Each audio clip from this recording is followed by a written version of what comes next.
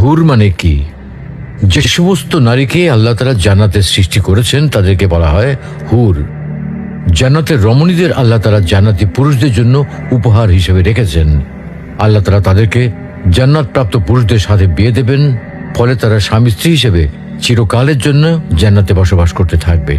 মহান আল্লাহ বলেন, كذلك وزوجناهم بحور عين আর আমি তাদেরকে বড় চোখ বিশিষ্ট হুরদের সাথে বিয়ে দেব। জান্নাতের হুর হবে চিরকুমারী ও সমবয়সের প্রেম সোহাগিনী। জান্নাতে একজন হুর যদি দুনিয়ায় একবার দৃষ্টি দিত, তাহলে আকাশ ও জমিনের মধ্যবর্তী স্থান সুবাসে ভরে যেত। পূর্ব পশ্চিম প্রান্তকে তথা সমগ্র পৃথিবীটাকে সুসজ্জিত করে দিত। প্রতিটি চোখ সব জিনিস থেকে দৃষ্টি ফিরিয়ে তার দিকে চেয়ে থাকত এবং সৃষ্টিকুল আল্লাহর প্রশংসা ও বড়ত্ব বর্ণনা করত।